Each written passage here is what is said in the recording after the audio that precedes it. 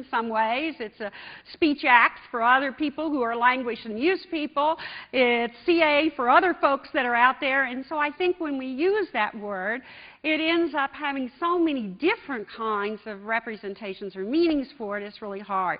And I think language for him is meaning much more in the different elements and characteristics and so forth of language. I hope I'm not misquoting you too much here. Anyway, I'm also a little looser about that. And the reason why is because I do believe discourse embodies a little more than the characteristics of language, and that it included some of the characteristics and the features of what the conversations and the meta-conversations are. And I think it has some potential to come together utilizing some of that work. And I'm not uncomfortable using that personally, but I don't think it has a lot of clarity until it's developed in the theory itself. And I think that's Jim's struggle, is it to get it developed in the theory itself around those kind of features. Does that help? Come on. Oh, okay, where do I fall? I said I don't have any problem using discourse. I obviously don't. I've written a lot about it. I clearly don't have any problem. And in some ways, a dialectical lens is a discourse lens to this. It is really a lens about oppositional tensions embodied in the way concepts pose meaning and work out those tensions among them. So I think it is. So I believe you can use discourse into this. But again, I think the specificity has to be what's your brand of it? What's your approach? What's your brand?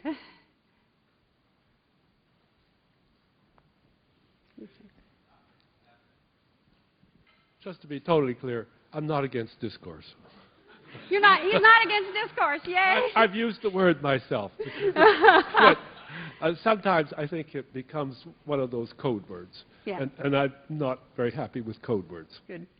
Just real quickly, I'd like you to address the distinction that you and Gail made in the Com theory piece in 2004, discourse with a lowercase d, discourse with an uppercase d, which I've used in a way that I think maybe you didn't intend, but I'd like to hear what your thoughts are on how this corresponds to the conversation text. Oh boy, give me a toughie.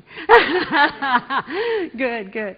Do you want me to answer for my role here in playing some of this out? I think I will.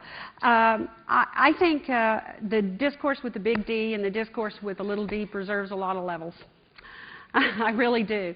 And I think we're really talking about when we set it up that way, certain arenas that we're trying to deal with.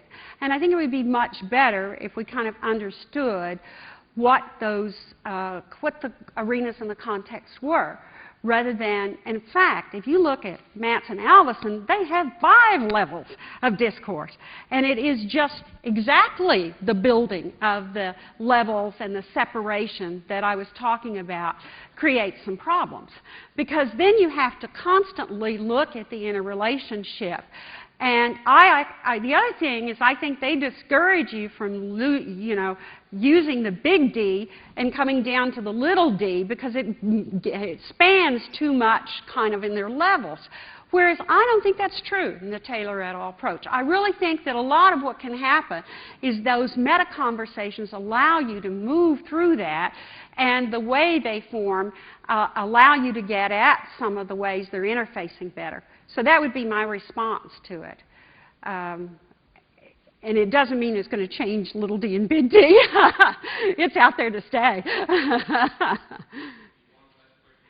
Yeah. I had one other, sorry. In addressing both macro, micro, and scaling up, you mentioned point of entry as an especially important topic, and I think of that as point of entry, especially in the research and analysis process. One can go into macro arrays of data, or one can go into micro settings.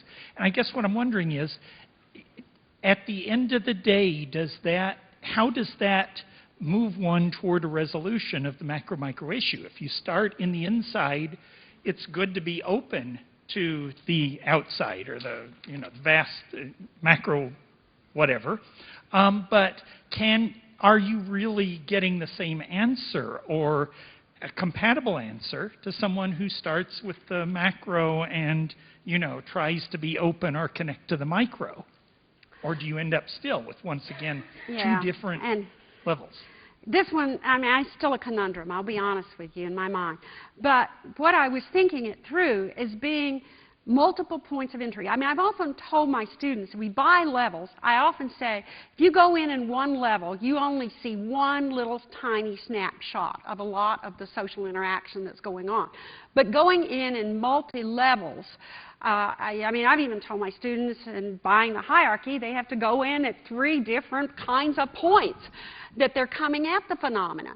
And those 3 different points are just different ways that those conversations are going on within it. It's different ways they're living out the conversations and the meta-conversations they're building. And to me, that has possibilities after you've done that of integrating or synthesizing or comparison contrast or something that might give you bigger pictures than if we buy only a micro level.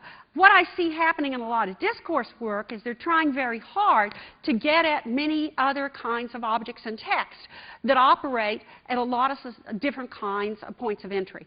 And when they do and try to find ways to pull those together and somehow, I think they're trying to address this. But I think it's awfully hard not to fall back, I'll be honest, into this notion of coming in at different levels. Awfully hard. Or even top down, bottom up. It's just awfully hard to be both simultaneously. Linda, apologies in advance. I'm going to throw another theory at you. Oh, no. But in terms of the issue that Bob raised about points of entry and also the dialectic between meta-conversation and text, and also your point about contestation, do you think it's possible for reframing to handle that, or where would you see that there would be additional levels of explanation and theory building that might be necessary? Okay, let me try to get which one of those kinds of dialectics are back at the micro-macro flatland, or what? One would be at the point of entry. Oh, okay, okay, all right. Yeah, I mean, I haven't kind of worked at what point of entry might do around reframing. But I think that's what I was really trying to get at, is that when you have multi-points of entry, you have to engage in a kind of reframing that might go on in that. Because you're going to have to wrestle with what those points of entry tell you about what's happening within it. And I don't know if that's answering your question or not. But as I said, I think that's difficult to do, but extremely valuable if we could find ways to work with reframing that way. Okay, thank you. I think we have to stop now. Thank you.